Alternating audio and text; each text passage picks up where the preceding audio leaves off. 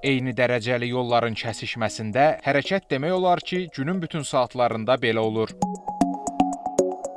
Bura paytaxtın Nərimanov rayonu, Ceyhun Hacıbəyli və Təbriz küçələrinin kəsişməsidir. Sürücülərin sözlərinə görə, Ceyhun Hacıbəyli küçəsi ilə hərəkət edənlər Təbriz küçəsindəki axını gözləmək məcburiyyətində qalırlar. Nəticədə hər iki istiqamətdə süni tıxac yaranır, hərəkət isə xaotik hal alır. Burada həmişə gələndə bu problem yaşanır.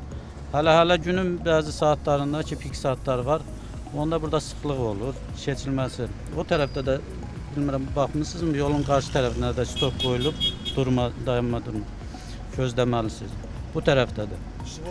O tərəfdən də gələnlər gözləmək məcburiyyətinə qalır, bu tərəfdən də gələn. Cümə günləri var ki, burada ümumiyyətlə addım atmaq mümkün deyil. Sürücülər düşünürlər ki, kəsişmənin işıqforla tənzimlənməsi problemi aradan qaldıra bilər. Hazırki vəziyyətdə işıqforun olmaması nəqliyyat axınını tənzimləməyi çətinləşdirir. Onlar hesab edirlər ki, işıqfor quraşdırılsa, həm süni sıxlıq azalar, həm də ərazidə hərəkət daha təhlükəsiz olar. Svetofor qoysalar super olar, əla olar. Olmaz sizcə sıxlıq onda? Onda yəqin ki, olmadı sıxlıq. Hərə öz yolunu biləndən sonra soda hər şey qaydasına düşər. Svetofor düşünürəm ki, hə, tıxacın qarşısı alına bilər. Burada daha çox tıxacda qalırsınız?